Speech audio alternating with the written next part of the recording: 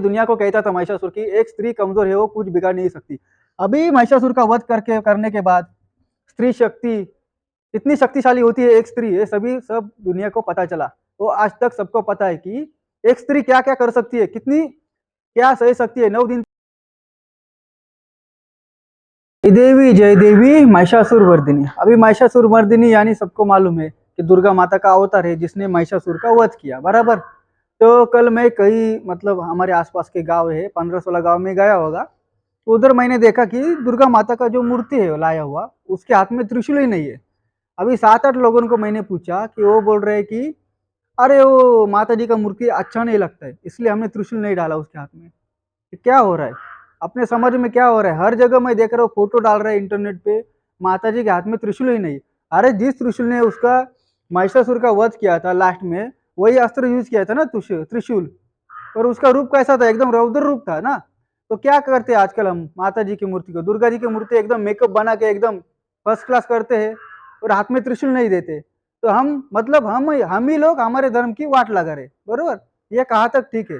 ये सही नहीं है। दुर्गा जी का असली रूप है त्रिशूल लेके जो उसका वध कर रही है महिषासुर वर्धिनी, यानी वध करते वक्त उसका त्रिशूल जो अस्त्र है, वो लास्ट वाला अस्त्र है जो त्रिशूल, वो भी होना चाहिए उसके हाथ में। यानी उसका रूप भी रौद्र रूप होना चाहिए, मेकअप किया हुआ अच्छा रूप नहीं होना चाहिए। आने वाले जनरेशन क्या संदेश लेगी लड़की लोग कि बस खाली मेकअप करना और रहना है, माता जी मेकअप करती है अच्छी लगती है एकदम, इसलिए हमें भी ऐसा रहना है। तो क्या संदेश लेगी आजकल के लोग? शास्त्र कहाँ है अपना? तो उनको चरित्र सिखाना है दुर्गा जी का क्या किया हुआ, किस प्रकार से उसका वध किया था। जो स्त्री 9 दिनों तक युद्ध कर रही है, लास्ट में उसका 10वें दिन नाश कर रही है, उसका एकदम अच्छा खासा रूप रहेगा, ऐसा फर्स्ट क्लास मेकअप करके आई होगी, रौद्र रूप होगा ना उसका। तो वो रूप कहाँ देखने को मिलता है आजकल मूर्तियों में? कहीं दिखने को मिलता ही नहीं है। हाथ में आप लोग त्रिशूल नहीं डालते हो, ये कहाँ तक ठीक है? चलो अभी विषय डाइवर्ट होगा। तो आज का विषय ये है कि अ, महिषासुर वधिनी, इसकी कहानी सुनेंगे। महिषासुर राक्षस कैसे तैयार हुआ, उसने कैसे परेशान किया देवताओं को, और कौन से देवता ने कौन सा अस्त्र है दुर्गा माता को दिया था महिषासुर का वध के निकले, वो सब भगवान की मैं लिस्ट यहाँ लिख के रखा हूँ, वो बाद में बताएंगे। अभी महिषासुर राक्षस उसके बारे में बताएंगे। अभी राक्षस कुल का एक राजा था, उसका नाम था रंबा। रंबा नाम का एक राक्षस था। एक राक्षस था रंबा नाम का, बराबर।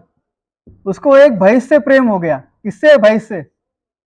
भैंस भैंस से प्रेम हो गया वो राक्षस को, और उसने एक पुत्र को जन्म दिया, उसका नाम रखा महिषासुर। क्या रखा? महिषासुर। वो भैंस थी ना, वो एक अप्सरा थी, उसको श्राप मिला था, इसलिए वो भैंस मिली। तो भैंस होगी तो सुंदर ही होगी, राक्षसों की दृष्टि से वो सुंदर ही होगी भैंस। तो उसने भैंस से ये किया था विवाह, और उनका जो पुत्र हुआ उसका नाम रखा महिषासुर। अभी महिषासुर ने क्या किया? बहुत कठिन तपस्या की, ब्रह्मा जी की। ब्रह्मा जी की तपस्या रखी, कुछ सालों बाद ब्रह्मा जी प्रसन्न हुए उनको, और उनको बोले चलो वरदान मांगो। तो उसने वरदान मांगा कि पृथ्वी पर, मतलब पूरे सृष्टि में, कोई भी देवता, कौन? कोई भी देवता, कोई भी पुरुष और कोई भी पशु मुझे मार नहीं सकता है, ऐसा मुझे वरदान चाहिए। तो ब्रह्मा जी ने पूछा, आपने तो स्त्री का नाम लिया नहीं। तो राक्षस क्या बोला? ओ कमजोर स्त्री मेरा क्या बिगाड़ेगी? क्या बोला? कमजोर स्त्री मेरी क्या बिगाड़ेगी? स्त्री को क्या ताकत है, मैं जानता हूँ स्त्री को, कमजोर है। तो ब्रह्मा जी बोले ठीक है। तो ठीक है, तो उसको वरदान दे लिया। चलो, तो वरदान देने के बाद वो क्या किया? राक्षस सुरती उसकी, राक्षस बोले तो समझ गए होंगे आप सब लोग, क्या कि परेशान करने का। उसने तीनों लोकों में सबको परेशान करने लगा, देवता को परेशान करने लगा, मानव को परेशान करने लगा, पशु पक्षी को परेशान करने लगा। उसका ये अत्याचार इतना हद तक बढ़ गया कि सभी देवता नो मिलके, ब्रह्मा विष्णु महेश, उनके पास चले गए और एक मीटिंग की, हम बोलते हैं ना मीटिंग की, सब देवताओं ने मिलके मीटिंग की और विनती की ब्रह्मा जी से, विष्णु जी से और शंकर जी से कि आप ही कुछ हल निकालो इससे। तो महिषासुर राक्षस इतना शक्तिशाली था कि ब्रह्मा विष्णु महेश तीनों मिलकर भी उसको हरा नहीं सकते थे, बराबर। तो उन्होंने क्या किया? महिषासुर बोल रहा था ना कि स्त्री कमजोरी है, तो एक ऐसी स्त्री बनाओ जो कि इसका वध कर सके और हमेशा के लिए स्त्री का नाम ऊंचा हो। तो सब देवता ने मिलके अपनी अपनी शक्ति प्रदान की, और अपने सब इन सभी देवताओं ने मिलके एक स्त्री बनाई, उसका नाम रखा दुर्गा माता, बराबर। एक स्त्री बनाई, उसका नाम रखा दुर्गा माता। सब देवता ने अपनी अपनी शक्ति उस स्त्री को दे दी, मतलब दुर्गा माता को दे दी। तो अभी शक्ति दे दी तो उसको अस्त्र भी चाहिए, शस्त्र भी चाहिए, बराबर। तो शस्त्र मतलब कौन से भगवान ने कौन सा शस्त्र दिया था, आज हम लोग वही जानेंगे। तो सबसे पहले ब्रह्मा विष्णु महेश उनकी बात करेंगे। ब्रह्मा जी ने क्या दिया था, अपना कमंडल, क्या दिया था, कमंडल दिया था। कमंडल और ब्रह्मास्त्र दिया था। कहीं पे यह वर्णन है ब्रह्मास्त्र दिया था, कई ग्रंथों में नहीं है, लेकिन ब्रह्मास्त्र दिया था ऐसा वर्णन है। कमंडल दिया था, उसमें क्या जल रहे थे ब्रह्मा जी का, ठीक है। उसके बाद विष्णु भगवान ने, सबको मालूम है, सुदर्शन चक्र दिया था। और शिव जी ने त्रिशूल दिया था, सबको मालूम है। अभी इंद्रदेव ने क्या दिया था, वज्र दिया था। वज्र दिया था और एक घंटा दिया था। वो घंटा ऐरावत जो हाथी है इंद्रदेव का, जो मतलब सवारी ऐरावत हाथी, उसके गले से घंटा निकल के उसने दुर्गा जी को दिया था। क्या दिया था, वज्र और घंटा, घंटा। उसके बाद सूर्यदेव, सूर्यदेव ने क्या दिया था कि आपको इतना तेज प्राप्ति होगा, मतलब उसके किरणों का तेज दिया था। सूर्य भगवान ने दुर्गा जी को अपने किरणों का तेज दिया था। उसके बाद आ गए वरुण देव। वरुण देव ने क्या दिया था, दुर्गा माता को शंख दिया था। शंख दिया था। इस शंख की खासियत थी कि युद्ध के मैदान में जब दुर्गा माता ये शंख बजाएगी, शंख बजाने के बाद क्या होगा, जो अपना ये है दुश्मन, जो शत्रु है, उसका बल आधा हो जाएगा। शंख बजाने से क्या होगा, होता था, शत्रु का बल आधा होता था। उसके बाद अग्निदेव, अग्निदेव ने क्या दिया, भाला दिया था। एक शक्ति नामक नाम का अतिशय शक्तिशाली ऐसा एक भाला था, उसका नाम ही रखा था शक्ति। शक्ति नामक का भाला दिया था। अभी पवन देव, पवन देव ने क्या दिया था, एक धनुष्य बांध दिया था अमोघ नाम का। अमोघ नाम का अर्थ होता है कि अपराजित, जो कभी हार नहीं सकता, उससे जो युद्ध करेगा वो कभी हार नहीं सकता। वो धनुष्य बांध दिया था पवन देव ने, बराबर। धनुष्य बांध दिया था, क्या दिया था, धनुष्य बांध, ठीक है।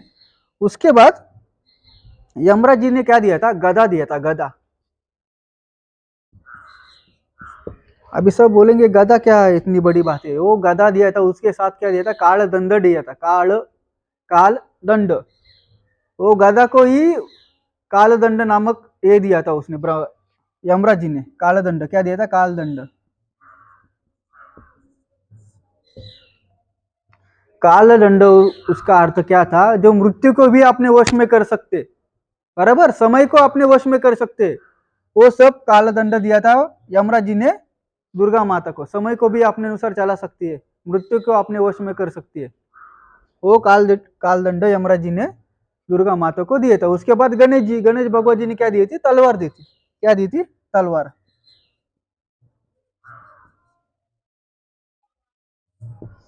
उसके बाद समुद्र देवता भी आए, हम भी कुछ करेंगे, तो उन्होंने क्या किया, बहुत से दिव्य रत्न दिए।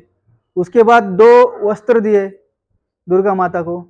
उसके बाद कई अन्य शक्तियां दी, समुद्र देवता ने कई अन्य शक्तियां दी थी। उसके बाद अंगूठियां दी थी। उसके बाद अर्धचंद्र भी दिया था, वो जो रहता है माता जी के सर के ऊपर अर्धचंद्र, वो भी इसने दिया था, समुद्र देव ने। सब हीरे रत्न दिए थे। उसके बाद जो नदी रहते हैं, तालाब रहती है, झरने रहते हैं, उन्होंने भी सोचा हम भी कुछ दे देते थे, क्योंकि महिषासुर ने सबको परेशान किया था। तो वो भी आगे मदद के लिए दुर्गा जी के। तो उसने क्या किया, सरोवर, नदी, तालाब, उन्होंने मिला के एक कमल की माला दी। कमल की माला दी, वो कभी नहीं मुरझा सकती है जीवन में। ऐसे कमल का निर्माण करके दिया था, वो कभी मुरझा ही नहीं सकते। वो कमल के फूल की माला दी थी। उसके बाद विश्वकर्मा है, विश्वकर्मा ने क्या दिया थी, कुराड़ी दी थी, कुलाड़ी। एक अमोघ नाम की कुलाड़ी, अभी मैंने पहले बताया अमोघ यानी अपराजित कुलाड़ी। वो कुलाड़ी से जो युद्ध करेगा वो कोई पराजित नहीं होगा, वो कुलाड़ी दी थी विश्वकर्मा ने। अभी लास्ट में हिमालय पर्वत। अभी हिमालय पर्वत में क्या दिया था, आप सोचो, क्या दिया था, बर्फ, क्या दिया था, जो सवारी है, सिंह की सवारी, दुर्गा माता की सिंह की सवारी है, वो सिंह दिया था हिमालय पर्वत में। हिमालय पर्वत में सिंह दिया था। अभी ये अलग अलग सब देवता है, उन्होंने ये चीज दुर्गा माता को दी थी। अभी दुर्गा माता जी ने 9 दिन युद्ध किया, उसके बाद 10वें दिन महिषासुर का वध किया था, जो कि पूरी दुनिया को कहता था महिषासुर की एक स्त्री कमजोर है, वो कुछ बिगाड़ नहीं सकती।